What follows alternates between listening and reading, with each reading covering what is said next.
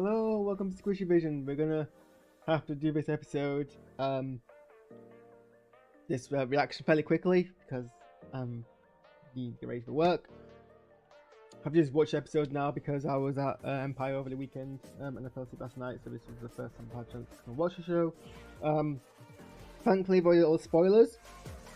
From the top, the clues that were in the teasers that this was a sequel to Midnight proved true, and we get the return of the Midnight Entity, or as the credits call them, that with no name. There's two approaches I need to this episode: as a standalone Doctor Who episode and as a sequel to Midnight. So we'll do the first. It was a very terrifying episode. It's been a while, I think, since I've had to watch the Doctor Who episode with my hands in front of my eyes.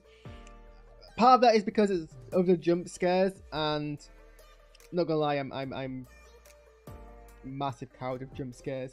When I used to watch Doctor Who when I was younger, I was obviously at home with a TV, and I was far away on a sofa, so there was a bit more of a kind of distance. Whereas now I have to watch TV on my computer screen, which is right in front of my eyes, and jump scares are obviously a bit more jumpy when your the screen is right in front of you.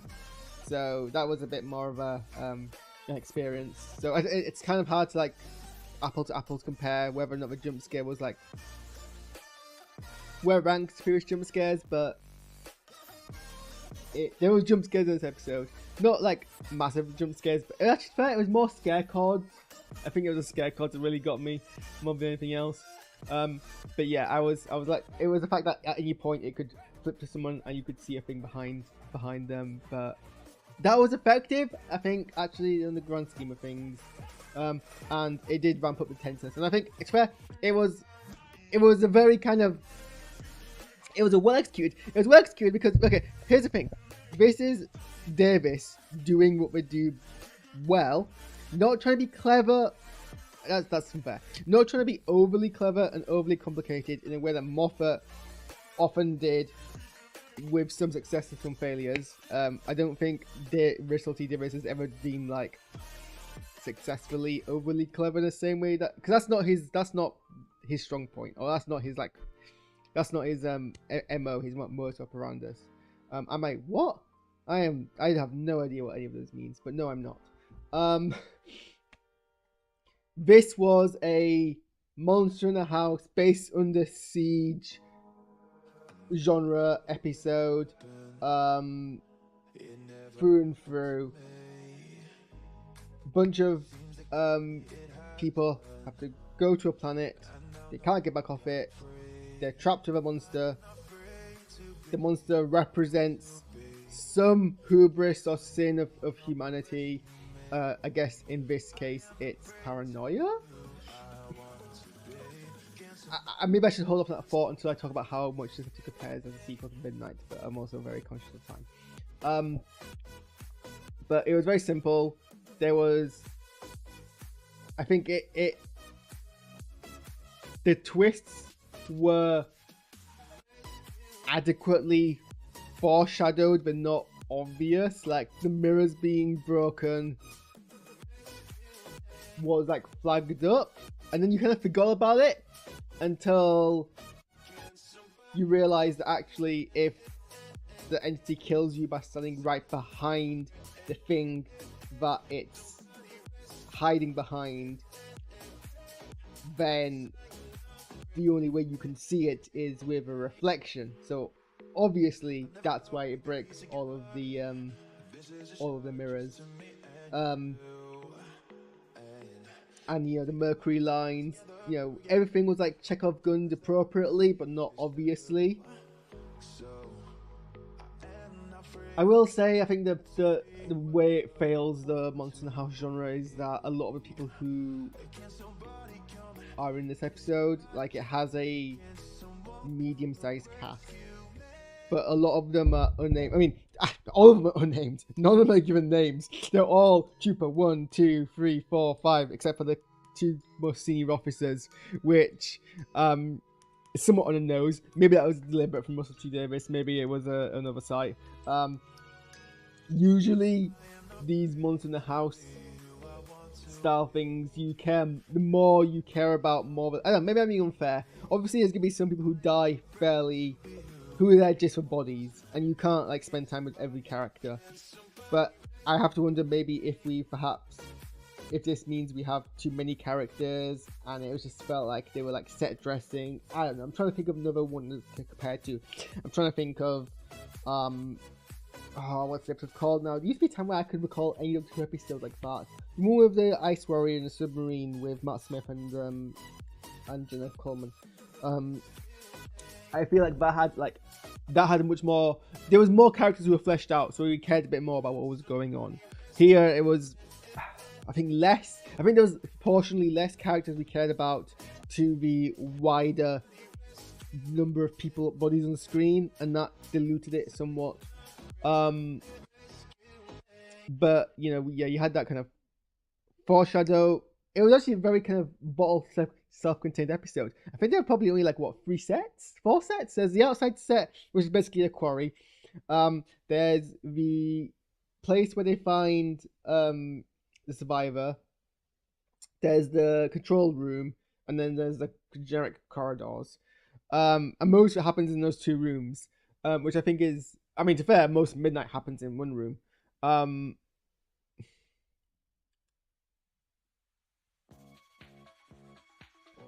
I think on balance, it's not as good as Midnight, and it's not as good as it's a fairly simple done episode and well executed. This is a reminder. Alexa, Hey, Mike. Stop. Let me. No, be quiet. When the more I think about it, the more it doesn't have. The more I think about it, the more I'm like, if I compare this to Midnight does a lot more with a lot less, whereas this does less with more, and I think that's its biggest kind of disappointment. And I guess now at this point I have to seek into like comparing it to Midnight a bit more, kind of essentially. I've actually told you that the execution of the deaf character, the signing, great. It's good to have like signing representation media. It consistently brings myself to shame when I realize that I don't know how to sign and I really want to. I like the fact that there's technology exists that helps transcribe what someone is saying for the deaf community. I like the fact that they picked up the fact that, like a lot of deaf people, the character could actually lip read, because many of them can do that, but there's still it's kind of disrespectful to give back to someone who is hard of hearing or deaf.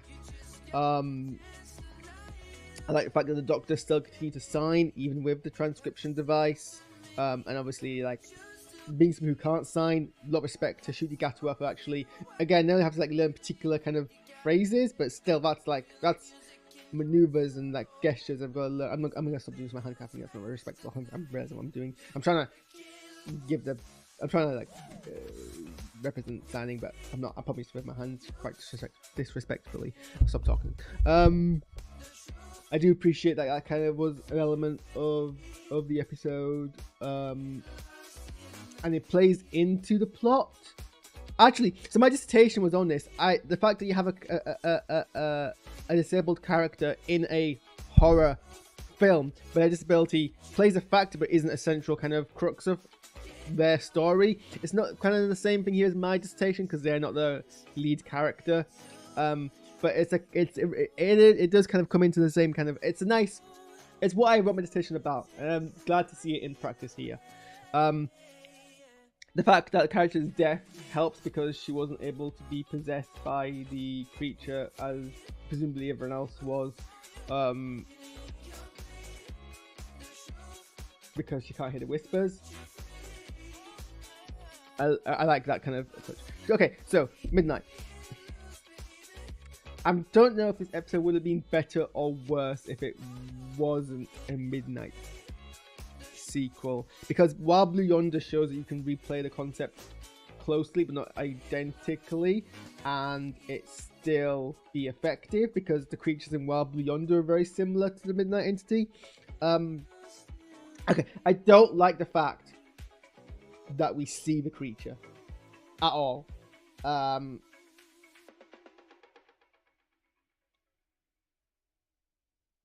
in clear as we like. I know it's like blink and you miss it moments, but we live in a day and age now where blink and you miss it moments can be screen capped and you can see it. And like if you go onto numerous web pages and you search for the creature now, you will see as much of the creature as you would have seen if you pause at the right amount of time, which is actually quite a lot. And it was always going to be underwhelming to see what that creature looked like, and we did. I always loved the fact that years after midnight, people were like taking screen grabs of like what was like a minute or less of footage of the midnight landscape and being like, oh, I saw something move across the screen, and like they were all wrong. That never happened. I'm near certain they never put that into the episode, any movement.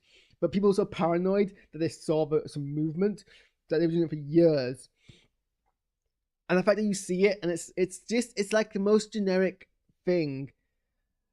And I'm like, that would be fine if we didn't see it. And like, I get that for the effectiveness of the jump scares, you need to have something like behind them, I guess. But do you? I don't know. It's hard to tell. I don't know what this episode would have been like if they didn't do that, because they drop it. There's like twice or 3 times, I think it happens, maybe even twice, that Belinda looks at, I forget her name now, but the character who's possessed, and she sees something jump back behind that's peeking over her shoulder. And after that, they never do it again. They just have the reactions of everyone, and that works just as effectively. I guess it works as effectively because we're expecting to see it and we don't see it. So, maybe. I think it would have been just as effective as if it was a shadow, or if it was something that seemed more like a trick of the light. This was clearly something behind her, and it was very, I don't know, it was kind of, I think it was the weakest part. I think it would have been better if there was like, vague shadows are scary. There's like, I remember being spooked by a viral YouTube video where someone's like, oh, there's shadow that moves in distance. That's like the ghost of Michael Jackson when they were doing a tour of Michael Jackson's like house after he died. That still like spooked me. And that was just a gimmick. That was just a viral gimmick. If they did this for like legit in this episode and like did it well, I think it would still have been effective. So I'm kind of, and then, you know, I haven't watched it yet, but I've seen the screen cap from Doctor Who Unleashed, and they show the costume in like its full lit detail. And I'm like, I don't want to see that. I genuinely, that's like showing me the Puppeteers and the Muppets. So I don't like that we saw the creature in the end. Like I said, compared to Midnight does so much more with so much little. Because Midnight, each character represents, to use Snyder-esque language, a sin of the horror of the monster in the house trope. We don't get that here. No one, there is no, like, there's the commanding officer, there's second in command, and then there's the other nicer people, and there's not like that same, like, we don't spark that same conflict. It's an epilogue more than a sequel, I think. I don't know. It's not a bad episode, but the more I think about it, the more I'm like, I'm not massively like, I don't think we needed a sequel to Midnight. And I think it dilutes that.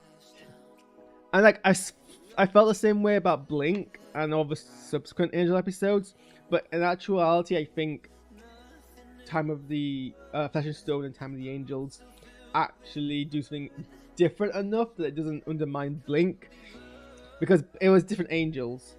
Blink was basically the angels as they normally operate, and you still have that same fear of statues for it. Flesh and Stone is like a colony of angels, but having to like operate under desperation, and that's different enough. Here it's the same creature, it's the exact same creature doing something different, and I guess it makes sense. It's like 400,000 years in the future, so I guess it has evolved.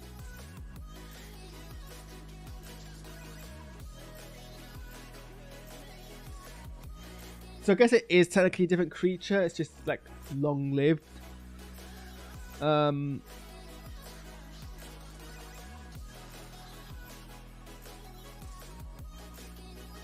So, but like, I don't know.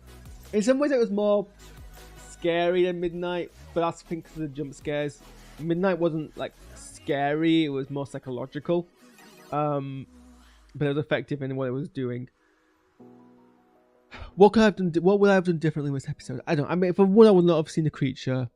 Or maybe like at most seen them see like some movement when the Doctor stopped to like look at the creature.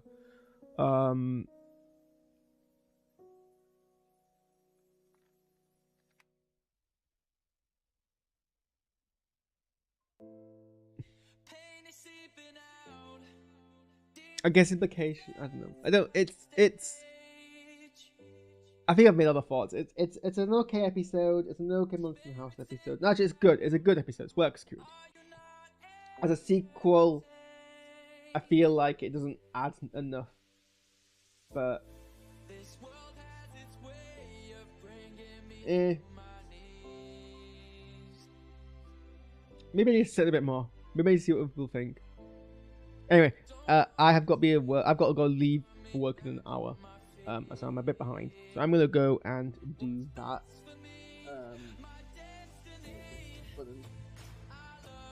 So thanks for tuning in. I think Andor comes out tomorrow, so you'll be seeing me tomorrow. Yeah. Well.